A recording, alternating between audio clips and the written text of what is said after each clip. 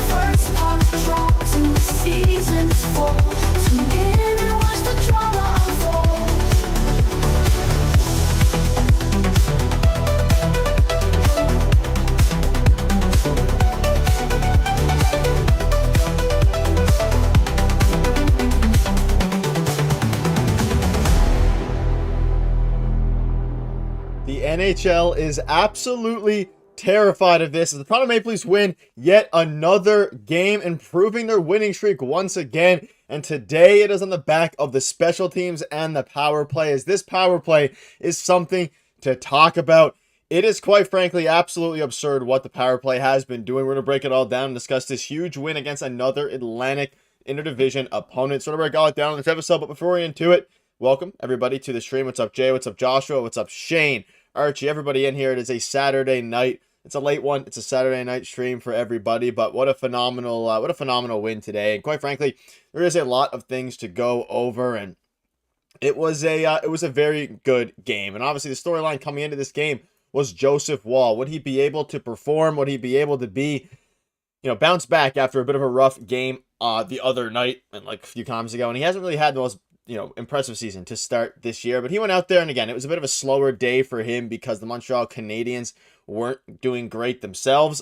It was a pretty rough game on their behalf, but the Leafs got the dub. Big game. You add another win to that win column now, and they got a little bit of a win streak going, and they have to keep it going on Tuesday, but hopefully also Darius is going to try to get in when he can. We'll keep you updated on that front, but yeah, I wanted to go live for you guys, but what's up, What's up, Jay? Hope you're doing well. There's a lot to go over in this game. And again, whether it's, just everything, there's a lot of different, some history was made tonight. Max Pacioretty dealing with a bit of an injury as well, which is a little bit concerning. Not the most ideal thing, especially with how well he has been playing so far this season. But yeah, a lot to go over. How's everybody feeling about the game in the chat? Woll pretty solid. Yeah, ultimately, Woll did have a very solid game. Can't really complain too much. He stopped the shots he had to.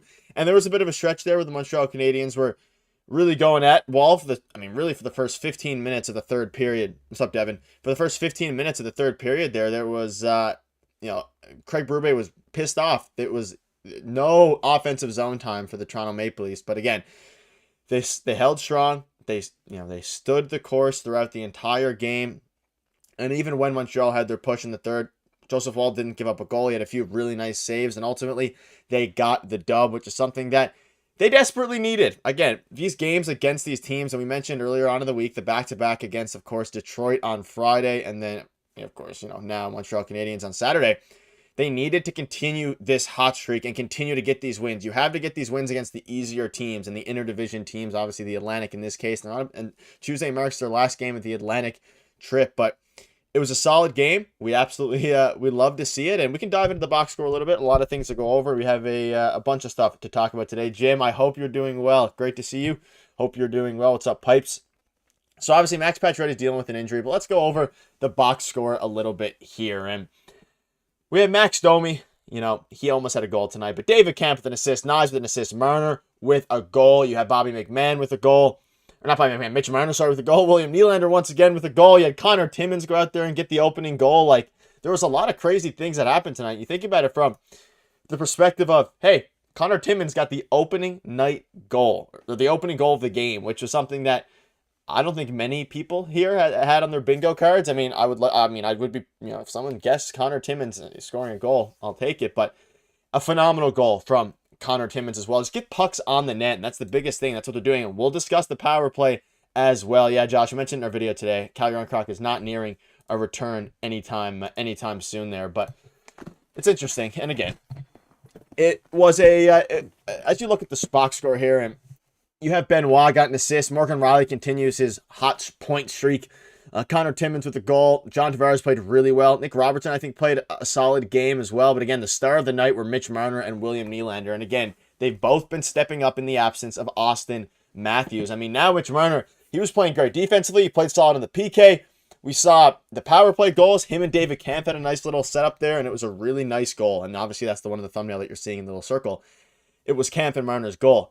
Kampf almost overskated the net. The pass was a little bit late, but luckily Mitch Marner stopped and then was able to stop in front of the net. That's why in hockey you never skate past the net, especially on a 2-on-1, which it ultimately ended up being. But who impressed all you guys tonight? Who was your most impressive player? I mean, John Tavares with 6 shots on goal, Willie 7 shots on goal, Marner with another 5 shots on goal. Like, Mitch Marner continues to play really, really good hockey. And we will dive into Joseph Woll as well here shortly, which will be very exciting as well. There's just a lot of things that to really talk about in this game. And again, the third period, they bent a little bit for about 13 minutes there, the first 13 minutes of the third. Then they started to put some more pressure on. They were unable to get another power play penalty and a power play goal, sorry. And in the power play, they were 4 for the last 4, maybe 5 for the last 5 in their power play. And ultimately, that streak ended on like a 20-second power play. But ultimately, their power play looks great. The entries look great. They're setting up. They're doing a ton of good things, and it's solid. Jim, 3 special teams goals and only 5 5-on-5 goal by the fourth line. Yeah, it was a very interesting game. And again, we think about last week when we were talking about some of the Maple Leafs losses and how the power play was the biggest thorn in the Maple Leafs side. If they can't get the power play going, how are they going to win close games? That's what's happening now. They completely changed their course. And Marc Savard, whatever he did to change it, whether it was a bit of, just the people playing, the players playing better, whether it's the people internally, the coaching staff, it's interesting. Yeah, exactly, Charles. It wasn't really fair to call it a power play, but it's the way the technical stats are. But yeah, Tavares has been playing phenomenal. We saw his goal on the power play literally 15 seconds into their second power play or third power play, and John Tavares got a phenomenal, obviously shot it off Montembeau, and they got it right back, put it in again. A great game for John Tavares as well. I mean, he's putting up 6 shots this game. He's been putting up heavy shots, and he's just been such a good asset to this team so far. Yeah, we're talking about how much money he's going to make, and I know Darius always brings up, he's not washed at all. He's playing really good hockey. And that's also what's going to be the difference, especially as they continue to, go forward with this group. Because ultimately, you want to be able to have guys like John Tavares continue to play well. And, at this point, he's playing very solid hockey. He's been really in shape and good for the team. Yeah, I mean, you can't really complain about anything surrounding John Tavares thus far this season. And speaking of some forwards, Max Pacioretty, we saw him go down. He limped to the bench. He ended up not returning with a lower body injury. And at his age, 35 years old, we're hoping that this is nothing serious, or at least nothing that will keep him out for an extended period of time. It's still up in the air right now. We'll keep you updated with that. But he's been playing so well. Max Pacioretty, again, it was against his former team. They only had 5 minutes of ice time tonight because, obviously, because of the injury. But against his former team, the Montreal Canadiens, it's very unfortunate that he had to be taken out early there. And the game got a bit chippy. We saw Max Domi and David Savard get into it a little bit. We saw at the end Alex Newhook, jumping on a Leafs player after he kind of ran into Montembeau a little bit. I think it was Pontus Holmberg that ran into the goalie. So it was either him or Bobby McMahon. But either way, there was a lot of chippiness going on. The classic OEL, always instigating and always getting things going on that front. So it was a solid game overall. It was a very solid game overall. And the Winnipeg Jets, you can see, are improved to 14-1. If anyone's keeping up with them, it's absurd what they're doing right now. But yeah, I mean, defensively, they looked very good. Very, very good. And that's why Joseph Woll didn't have too much to worry about tonight. 21 shots against, obviously saved 20 of them. Very solid. None of them were not many too high danger chances, a few especially in the third period. But ultimately, the defense did what they did. Robert, Leafs win, Bruins lose. Life is good. Thank you so much, Robert. I don't have the donation animation on this scene, so no donation animation right now. But thank you so much, Robert, for your $2. Yeah. Bruins did lose, and the Leafs won, and they're starting to climb up. Now they're holding second. Their sole possession of second in the Atlantic Division. On Robertson, to quote Burke, too good for the NHL, can't make it back with Leafs. Trade is best for him in the club. It's a very interesting point. Darius obviously isn't here to defend Robo, and he's a huge Robo fan. But ultimately, it is what it is. They can't I think a trade is probably best for both sides, even though I do think Robertson had a decent game tonight, and especially last game when he, scored that goal that got taken back. There's there's always some ups and downs with him. And Max Pacioretty had to have John Tavares already in the locker room, couldn't put weight in the left leg. Yeah, I'm sure we'll get an update from Craig Berube at some point after, the game ended, but at some point over the next, either tonight or tomorrow. Again, hopefully it's nothing too crazy. But with the upper body injuries, you never really know. So hopefully he's not going to be out for an extended period of time. That would be the worry if you're the Toronto Maple Leafs there, which again, should be fine. I hope. He's been playing very good hockey, so it'd be very sad and unfortunate if he ultimately does miss some time.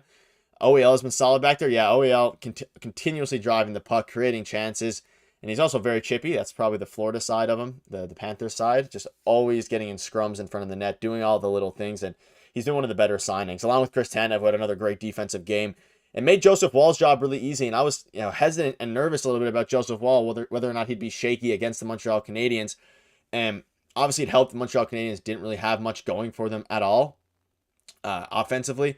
Their team is looking a little bit rough right now. They don't have many offensive weapons. And we saw William Nylander's insane goal as well, which is something we can get into, which was really impressive, obviously off the Lane Hudson giveaway. So there's a lot of things here. And again, as you continue to pile up these wins, all you can do is keep looking ahead. Like, the Leafs need to keep pushing for that first spot in the Atlantic Division. Of course, currently they're behind the Florida Panthers. They need to continue to push for that. And the Panthers are a very good team, and it's going to be interesting to see if they can actually continue to push to go for that first place spot. Again, it's still super early in the season, but we saw them withhold a three-game losing streak, and now they've really responded very, very well. And ultimately, that's what the difference is between, maybe teams in the past with Sheldon Keefe, but none of it will really be known until, of course, the playoffs come. But touching on tonight's game a little bit more again.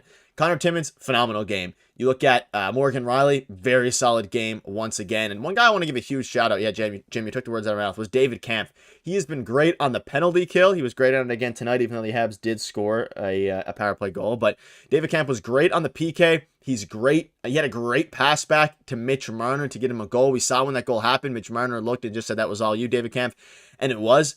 He logged almost 14 minutes of ice time tonight, which I wonder if it might be a season high for him or close to it. It's a lot of ice time for him. He's been playing extremely well. And as you start to look forward now into seeing what moves will be made in order to make room for a guy like Connor Dewar and for the guy like Yanni Hakanpää once Austin Matthews returns, David Kampf is just out of the question now. And again, coming into the season, is he overpaid?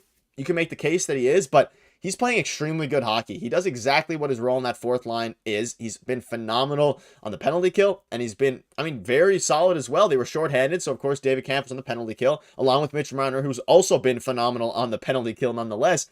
And they get a shorthanded goal, which was something that was very big, put them up 3-0, and then of course the Habs scored on that same power play that they had to make it 3-1.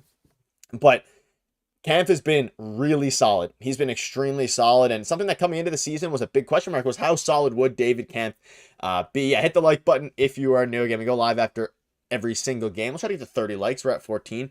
Go live after every game. Darius is not going to be able to make this one, but I made it happen. I moved some things around in my schedule so I can be live for you guys. So if you appreciate it, make sure to hit that like button. What's up, Devlin? Much love from Sudbury, Ontario, Canada. Shout out to Sudbury. Someone else to get into. Again, David Kampf, really impressing. Matthew Nyes, he's using his body a lot. Didn't get a shot on goal tonight, which was very unfortunate. But again, he's driving play, he's forechecking, he's doing all the great things. He's being physical. He's starting to learn how to use his huge frame. And again, it was such a quiet game from the Montreal Canadiens offense that it almost made the defense look very good. When we're not talking about them, obviously McCabe took a bit of a rough penalty, but other than that, it's interesting. Again, Chris Tanev, another quiet game. Quiet meaning great, though, because, again, we don't have to talk about Chris Tanev. He's yet to have a bad game with the Toronto Maple Leafs. He just plays good, grit hockey every single night, doesn't take penalties, gets the puck out of the zone. And, again, the only push that the Montreal Canadiens had was in that third period for the first about 13 minutes. And it panned to Craig Berube just letting his team absolutely have it. He was pissed off when they were up 4-1, which is something we saw in a previous game of the year when he called the timeout when they were up 5-1 or 5-2, whatever it was after the goal. The Habs luckily didn't score, so it didn't really matter. But Craig Berube was not happy with how the Leafs were playing, and they weren't playing great. They're being a bit complacent. They were playing defensive rather than offensive, and they weren't able to drive the puck. Like, they weren't able to get the puck out of their own zone. It was constant push from Montreal, and luckily their defense played well, and Joseph Woll, stayed on his toes and stood in his head tonight. So it ultimately was very good. Appreciate you and Darius here from North Carolina. Joy, shout out to you from North Carolina. Shout out to North Carolina. It was, and something else I want to get into is Morgan Rielly. Again, we've been talking about how many points he's been having and how well he's done this season. With his assist tonight, Morgan Rielly becomes the third defenseman in Maple Leafs history with 400 career assists, and he also becomes the first defenseman from the 2012 NHL draft to reach the 400 assist mark. So, shout out to Morgan Rielly, who's been putting on an absolute clinic as of late, specifically regarding getting points. And again, in the absence of Austin Matthews, he's getting moved up. He was moved up to the power play 1, and the power play 1 is looking very solid with him. I mean, the power play in general without Austin Matthews has been looking very well. Mitch Marner looks like an entirely different player when he's driving his own line alongside Domi instead of Austin Matthews. And again, the question's going to keep coming up. They're not better without Austin Matthews. I do think that the team in general is just playing better. So if that can translate to when Austin Matthews comes back, and then they can run, you have Austin Matthews hopefully sliding in and giving exactly what he can do well. And then you have Mitch Marner. You have all these other guys just being very solid now and playing a lot better. Connor Dewar is going to be most likely sent. He won't have played because he didn't play tonight. And all signs are pointing, if you checked out our video earlier, to Austin Matthews playing on Tuesday in that game and getting off the IR that he was put on to open up a spot for Connor Dewar. And I was a little bit surprised that Connor Dewar didn't get a chance to play a game because they did want to, they did make the room for him to come up by putting, Matthews on the IR. But I think a lot of that has to do with the fact that, hey, Craig Berube said himself that Austin Matthews, or that Connor Dewar, Yanni Hakanpää probably needs some more time in the Marlies in the AHL. So ultimately, just give it to them and let them continue to develop down there. Can we officially call him back up here? So 1A, 1B. I think Anthony Stolarz is still the 1A. Again, it was a very impressive game from Joseph Woll. Again, not too many high danger chances, but I just think Stolarz has been so good. But I'd say they're probably going to rock him as a 1A, 1B tandem for the foreseeable future. Probably rock something around there. I don't think they're going to... Stolarz probably gets the majority of, probably 60% of the games, and Woll gets 40, if I had to guess. It kind of depends who's hot, though, because there's a world where Joseph Woll continues to play like he played tonight, and again, he only gave up 1 goal on 20 shots, or 21 shots, so you can't really complain on that front either. So a lot of good things coming out of tonight's game. You even got Ryan Reeves getting an assist, which was pretty funny in itself. So it's a lot of interesting storylines. And of course, John Tavares is going to be one of the bigger ones as well because he's continued to play phenomenally. Had the power play goal. And we can talk about the power play for a minute. The power play looks absolutely phenomenal. The entries are looking way better. They look more confident. They're actually bringing the puck into the opposition zone with purpose, with confidence. They're driving play. They're getting shots on goal. And that's the biggest thing. They're actually putting the puck on the net. And when you shoot pucks on the net, good things happen. I mean, we've been talking about that all season, and they weren't doing that in the power play before. They wouldn't be able to, they haven't been able to actually get shots on goal earlier. Earlier in the season when they were struggling to score any goals, or even set up their power plays, because they weren't obviously getting set up. Their entries were bad, and they weren't able to get shots on goal, which is something else that, was interesting. But now they're actually able to get shots on goal. They're playing good hockey. And the power play is coming alive. It's funny how it works, and whether that's John Tavares, whether that's William Nylander, everybody, Mitch Marner on the shorthanded goal, everybody's getting involved. And ultimately, what that means is that hopefully, when Austin Matthews comes back, it can just drive the power play even better, drive it more. And again, Matthews is only on pace for 30 or so goals. So if he can come back and get back to a shell of what he was last year, at least goal scoring wise, I still think Austin Matthews was doing a lot of good things, specifically. Off defensively, winning faceoffs in the penalty kill. And again, he's got kind of found a new role in the PK this year. And the Leafs PK is very good. And yeah, Jim, I mean, if Patches is out any period of time, the obvious replacement would be Connor Dewar, because we know that Cal Yarncroc isn't going to be there isn't going to be back for a very long time. So Connor Dewar would be the obvious replacement there once if Patches has to go in the LTIR or anything like that. But hopefully it doesn't happen. We don't want any injuries here, so we hope that's not the case. But if it ends up being the case, they have an easy replacement there with Connor Dewar. I'm not saying that Connor Dewar can replicate what Patches is replicating, because his veteran presence, even his physicality this year, his speed. Not that Patches is a fast player, but at his age, I thought it was going to be a lot worse than what it was. He's been very solid. He's been one of the better forwards for this group, especially since moving to that second line alongside William Nylander. So a lot of positive things coming out of this game, and it's exciting to see. It is very exciting to see. And I want to ask you guys in the chat now, let me know, why do you think the power play has been so good without Austin Matthews? Because obviously we've been talking about, the fact that, I mean, it has been better without Austin Matthews. Now, whether that's because he's gone, I don't really think so. I think it's just other guys are stepping up to the plate a lot more. Why do you guys think that the power play has been better without Austin Matthews? What do you think the reasoning is? Or do you think there's a reason behind it? Do you think other guys are just stepping up more? What's your reasoning before that? Trade Domi and Robertson if they've been useless for too many games. I think Domi does his job. He hasn't been playing phenomenally offensively. Patches have brought it the new role of physical play. Exactly. Something that a lot of players have done now under Craig Berube. More direct. Yeah, I think that's the biggest thing. I mean, Craig Berube all season has been preaching in the post-game interviews saying, hey, this power play has to be more direct. It has to be, better, quite frankly. It has to be better. And if it's not better... Now, that's another vendetta. That's an interesting point. Less focus on feeding Austin Matthews. It is interesting. And the argument can be made that, yeah, exactly what both you guys are saying is that, could the argument be made that the rest of the guys, whether that's Mitch Marner or John Tavares, know that Austin Matthews is the best goal scorer in the league, so they're deferring to him because he has the better shot or whatever you want to call it. So too much deferral.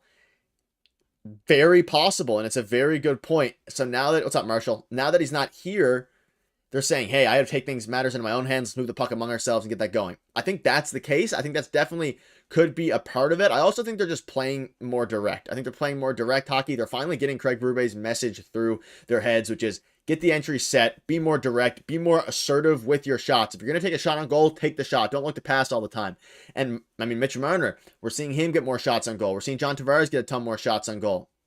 So the hope is once Austin Matthews returns that he'll be able to kind of just seamlessly transition into the power play and help it be a positive thing. And, rather than them deferring to Austin Matthews, keep doing what's working, because we've obviously seen that what they're doing is working, and then take what they're doing and add the best goal scorer in hockey to it, which would of course mean, hey, now you're looking at one of the better power plays in hockey, which is something we've seen them be capable of throughout the Core 4 era and something we saw for the first half, of last season. So it's ultimately, I think it's a mix of a bunch of things, but it's something very interesting to consider.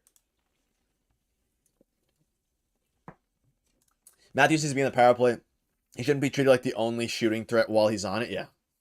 Just look at how more assertive and dominant Marner is without, or Marner has been without Matthews. I'm assuming you meant to say, yeah. It is another big point. Like, you look tonight, I mean, Nylander had 7 goals. John Tavares had 7 goals, absurd. William Nylander had 7 shots on goal. John Tavares had 6 shots on goal. And then, of course, Mitch Marner had 5 shots on goal. A lot of the games before Austin Matthews, he wasn't even getting 2 or 3 shots on goal, Mitch Marner. He was looking to pass more. He's been a lot more assertive in the power play. So they need to find a way to when Austin Matthews returns to get it going and get him back to continue what they have going. That's good, and just insert Austin Matthews into it. I don't think there's a world where they're going to be worse when Austin Matthews returns. I think that they're going to be very solid, and I think it's going to continue to be that way for the rest of hopefully the season once he comes back on Tuesday. Hi everyone, go Leafs go. What's up, Caleb? Yeah, the Leafs got a much needed win, even though they've been winning now, I believe 5 in a row. So very solid. But again, can they keep this intensity going is the big question mark. And that's the hope. The hope is they can, but again, it's still up in the air. The power play isn't better because they're going to the ugly spots like playoff hockey. The goals in the power play are not fancy. They don't have to be. Yeah, I mean, scoring goals is all that matters. We saw, the John Tavares goal in the power play where he shot it off a Montembeault, got it back and put it back in the net. Looks very solid. Like, just getting pucks on the net. They're not going to be the fanciest thing in the world. You have Morgan Rielly, just shoot the puck at the net. You have OEL, shoot the puck at the net. Let these guys, when you shoot pucks on the net, good things happen. And ultimately, that's what matters for this team right now, is just continuing their play, specifically from the power play. Domi, he is struggling and giving a slow start, and last year it looks like this is who he is. It's possible. It's interesting. Obviously, he got extended at a 3-year deal. It's something to keep an eye on for sure. I think he'll be okay. I think Domi will be okay. And again, the Leafs are winning, so I'm not too concerned yet, but I know what you're saying. Yeah, they're improving out of 38, 19, and 2 without Matthews, which in itself is a pretty absurd stat considering he's, objectively their best player, but they step up in the absence of their players. And got to give credit where it's due. Mitch Marner and William Nylander has been really taking the lead of this team. So many goals for him to start the year. So it's just a lot of positive things from this group. And again, also, make sure to hit the like button. We have 82 of you guys in here. Let's try to get to 30 likes. We're 5 likes away. If you're enjoying the Daily Leafs content, we had a video earlier today. Make sure to hit that like button. 22 games for Domingues to score his first goal last season. Yeah, he's like notoriously a slow starter. So I think he's just finding his role. We saw sometimes he did have a shot on goal tonight that actually almost went in. But we also saw times where he probably could have shot the puck. But rather than shoot it, he decided to just pass it off. Which, again, it can be good. Like, I think Domi acknowledges that he's, there's a lot of great goal scorers around him. But sometimes you have to be a bit more assertive and just go ahead and score shoot the puck and put it on the net to get a chance to score there, because ultimately it's gonna be interesting. And the Maple Leafs have scored multiple power play goals for the 5th straight regular season game without Austin Matthews in the lineup, which is a crazy stat in itself, quite frankly. But I mean, again, I think a lot of it's because of intent. I think the team is also just playing better. They're now on a bit of a win streak. They're really starting to get things going. Everything is starting to look up for this group. So if they can continue to ride this power play and just do what they've been doing great, then that's where you're going to, get things rocking. But again, the narrative surrounding the Austin Matthews stuff hasn't gotten any worse. It hasn't gotten any better, I guess, if you're a part of the side that thinks that, Austin Matthews is a problem or is a part of the problem. I don't think he is. I mean, he's one of the better players that the Leafs have. So it's super intriguing to see how this is going to continue to work with, especially once Austin Matthews returns, which again should be Tuesday, and all signs are pointing to a Tuesday night return for Austin Matthews. And especially now, because again, they're going to have a very busy December. So get everybody healthy.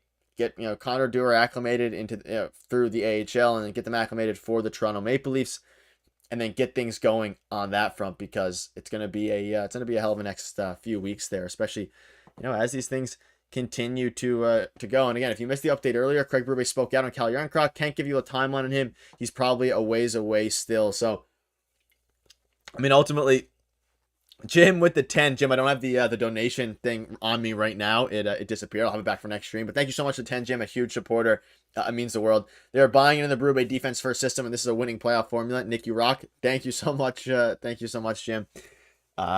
We appreciate it a ton. And thank you. Yeah, Nick, you rock. You rock, Jim. Appreciate it. You rock for sure. And yeah, I agree with you though. Like the Berube defense first system, like ultimately, it is a defense-first system. It is a system that involves a lot of physicality, a lot of forechecking, a lot of not playing lazy, which is something that the Leafs kind of fell into with Sheldon Keefe. And now they're figuring out, hey, what Craig Berube is telling us to do works. It is working now. It has been working, and it's going to continue to work. It is sustainable, especially, hopefully, again, once the playoffs start. It is sustainable once playoff time comes, and that's the biggest thing for this group, is being able to sustain winning hockey. And on games where you don't have your best, like against the Red Wings, yesterday when they only won 2-1, versus one of the goals was an empty net goal, versus of course 3-1, I think it was yesterday, but either way, versus tonight when you win 4-1, it kind of just, the play style stays the same. You stay disciplined and you don't let up, and that's the biggest difference for me, especially for, watching the Leafs every day. And they're not giving up a lot of shots. Joseph Woll doesn't have to do too much out there, and Anthony Stolarz, again, on games where the defense has let up a little bit, you've had one of the best goaltenders in the NHL so far this season in Anthony Stolarz to kind of help propel you to that point where you don't need to be perfect every game for the defense, but their physicality has been great, and they've been playing really, really good hockey, which is something that you love to see. You absolutely love to see if you are a Leafs fan. But let's move in now to our 3 stars of the night. If you're new here, again, leave your 3 stars in the chat. We'll do them together. And this one is very interesting. I think I have mine. There's a lot of different ways we can go about this here. But everybody put your 3 stars in the chat. I will start with my 3rd star of the game. The 3rd star of the game for me, I'm going to have to give it to Connor Timmins. I thought he had a phenomenal game, probably his best game of the season. He scored a great, a solid goal. And again, it's not the most skillful goal. It wasn't the best shot in the world, but you're getting pucks on the net. He forced the turnover. He got the puck right in the slot, shot it, got the goal on Montembeault to really set the tone for this game and give them a 1-0 lead. And the Leafs have been solid at keeping leads this season. So I'm going to give my 3rd star to Connor Timmins. What a phenomenal game from him. And again, with Yanni Hakanpää coming back and his return imminent, is Connor Timmins' spot going to be up for granted in question? It was a question before this game, but as he continues to play like this, I don't know if it's going to be a question going forward, which is something that, again, is good for this team, and I'm loving Connor Timmins' play so far. So I'm going to give Connor Timmins the 3rd star of the game, and as you guys feed in your stars, I'm going to read yours, and then I do have my stars set up, but again, Darius isn't here tonight, but he did watch the game. Matthews is the man. He'll be fine. They don't give up a lot of shots either. Not as exciting, but come playoffs, not as stressful. Yeah, that's a big thing, right? Maybe Benoit. Yeah, Benoit had a phenomenal game as well. I mean, you could really just give it all the stars to blue liners. And you could have Joseph Woll if you want as well, because of how well the blue line played at getting, blocking shots, doing everything good. And again, I'm going to give an honorable mention to Joseph Woll. I'm not giving him one on the board, but my 2nd star of the game goes to Mitch Marner. He obviously had that great shorthanded goal, him alongside David Kampf, who also had a phenomenal game, who I'm also going to give an honorable mention to. But again, there's too many players here. I'm going to give, Mitch Marner had a great game. He's been playing so well in the PK, so well defensively, so well offensively. Like, as much as I was, but erring on the side of caution of how good Mitch Marner was going to be this season, whether he's worth the $13 million he's ultimately going to get paid this upcoming offseason, he's been playing lights out, man, and there's no arguing about it. And shout out to Mitch Marner. But I mean, number 1 is going to be William Nylander. 7 shots on goal. He drove play all game. And again, in Matthews' absence, he has been the guy who has stepped up, scoring all these goals, getting shots on goal, really just driving the puck, which is something that is huge for the Toronto Maple Leafs. And they desperately need it when you don't have your best and your number 1 offensive option. So I'm going with Timmins, Marner, and William Nylander, but David Kampf definitely deserves a spot on here. He had a great pass back. He's been great in the PK. He's been phenomenal in general. So huge shout out to David Kampf as well. But I'm going to give William Nylander the number 1 star with Mitch Marner at the number 2. But Joseph Woll also, again, phenomenal game for Joseph Woll. Joseph Woll has been absolutely phenomenal this season, or this game as well. He hasn't been great this season, but it's been great to see him step up. And when you're looking at the Leafs goaltending now, that tandem, if Joseph Woll can continue this stretch and continue to play the type of hockey that he's playing, they're in for a bit of a treat.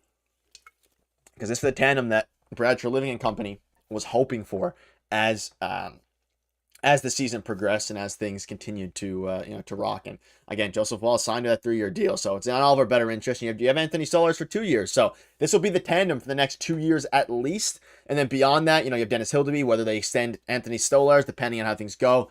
It was a big game for the Toronto Maple Leafs, because we're also 3 likes away from 30. If you're in here, you're listening, and you haven't hit the like button, get to 30 likes. It would mean the world to myself. But yeah, very solid game for the Toronto Maple Leafs. Again, Darius wasn't able to make this one.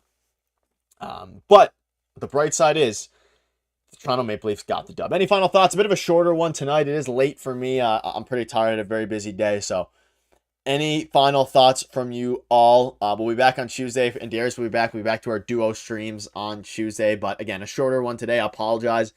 We had a long one yesterday for you guys, so I just wanted to I wasn't even supposed to be able to make it today, but I moved my plans around so I can make it for you all, because I hate missing streams. I absolutely hate missing streams. So any final thoughts before we wrap up here? Any final thoughts from everybody? And a huge win for the Toronto Maple Leafs again. Thanks to the stream, Vendetta. No worries. Again, we're live after every single game, and again, it was a shorter one, so we'll and thank you guys for getting to 30 likes as well. It is much appreciated. First Connor Timmins, second OEL, third Woll. OEL deserves an honorable mention as well. He had a very, very solid performance overall. Just a very solid game, and if they can continue this, things will be good. Have a great night. Enjoy the rest of the weekend. Thank you, Jim. Thanks for being live, bro. No worries, Jim. All right, everybody. Have a phenomenal night. We will see you guys again. We'll have a video tomorrow. If you want more Leafs content, we had a video earlier today, a very interesting one, Austin Matthews update and things like that. And we'll have a video for you guys, tomorrow, and we'll be live on Tuesday. So everybody, thank you all for tuning in. A very good stream late Saturday night. Again, the Leafs got to win, and hopefully they can continue to keep this going, because boy, oh boy, is it fun when the Toronto Maple Leafs are winning. But stay safe, everyone. Have a phenomenal weekend, and we will see you guys in tomorrow's video. Take care and take it easy. See you guys soon. Digest your daily dose of gold. Stories of the bold where legends are told. From first pop drop to the season's full. To